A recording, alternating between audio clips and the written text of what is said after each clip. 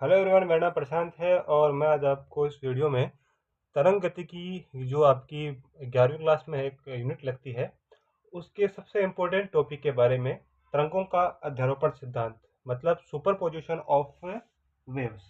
तो आइए स्टार्ट करते हैं। सबसे पहले आता है आपका तरंग का अध्यारोपण। तो तरंग का अध्यारोपण क्या होता है?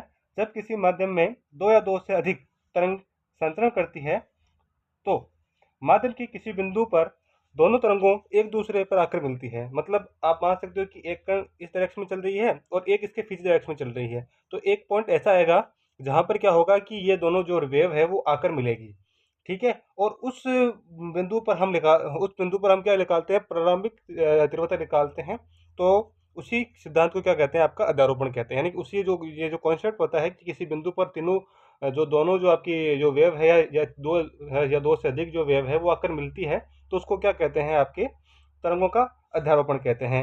अब तरंगों के अध्यारोपण से माध्यम के कण को विस्थापन, यानी कि जो तरंगों का अध्यारोपण होता है उससे हम क्या बता सकते हैं कि माध्यम में से जो विस्थापन होता है उसके बारे में हम इसको बता सकते हैं। तो आइए स्टार्ट करते हैं। अब आप इसको एग्जाम में कैसे लिखेंगे वो आपको लिखना है कि तरंगा का अध्यारोपण सिद्धांत।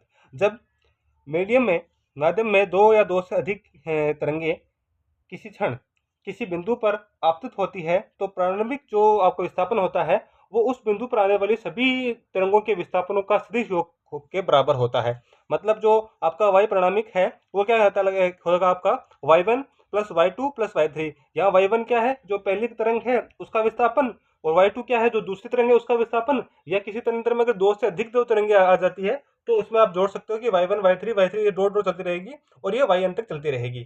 ठीक है। अब जैसे ही तरंगे किसी बिंदु पर आकर मिलती है तो वहां प्रकाश की तीन घटनाएं हमें देखने को मिलती है। ये आपके हायर स्टडी में मिलेगी आपको, मतलब आप जब आप 12th क्लास में आ जाओगे या कॉलेज लेवल में आ जाओगे तब आपको ये मिलेगा इसके बारे में। लेकिन मैं बता देता हूँ क्या क्या होता है। सबसे पहले होता है व्यतिकरण। व्यतिकरण में क्या होता है कि जब समान आवृत्ति की दो तरंगे जिनका आयाम लगभग समान होता है और वो एक दिशा में चलती हुई किसी बिंदु पर आकर मिलती है तो उस घटना को क्या कहते हैं? आपका व्यतिकरण कहते हैं। फिर आता है विस्पंदन।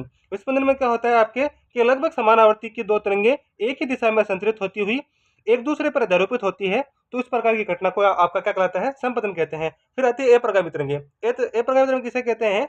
जब दो समान आवृत्ति या समान आयाम की किरण जो आपकी जो तरंगे होती है वो विपरीत दिशाओं में आकर मिलती है। मतलब एक तरंग इस तरफ से आ रही है लेकिन एक दूसरी तरंग इस तरफ से आ रही है, लेकिन इन दोनों का जो आयाम है, जो मॉड्यूलेशन है, वो दोनों क्या इक्वल है और दोनों की फ्रीक्वेंसी है, मतलब जो दोनों की जो आवृत्ति है वो भी सेम है। तो ये जब किसी बिंदु पर आकर मिलती है तो वो क्या कहलाता है? आपका अप्रगामी तरंगे कहलाती है। और लिसाजुन की आकृति क्या होती है कि इस प्रकार के जो आपकी जो जो तरंगे होती है वो दोनों परपेंडिकुलर मतलब लंबवत आकर जाकर मिलती है, लंबवत रूप से अध्यारोपित होती है। तो इस प्रकार के अध्यारोपण में विशेष प्रकार की आकृतियां बनती है। उसको क्या बोलते हैं? आपको लिसाजुन आकृति बोलते हैं। ये आपकी बीएससी में काफी बड़ा चैप्टर है, वो आपको इसमें पूरी आपको डेरिवेशन निकालना होगा। उसमें प्रत्येक का दे रखा है, सरल रेखा में आएगा आपका आपका पैराबोली आएगा, उसके अंदर या एक वर्त के रूप में भी सरकार आएगी। तो इस प्रकार से आप उसमें पढ़ोगे तो ये आपके हायर स्टडी में है। तो कौन कौन सी घटनाएं देखने मिलती है आपकी? सबसे पहले आती है आपकी व्यतिकरण, दूसरी विस्पंदन, तीसरा आपका आता है अप्रगामी तरंग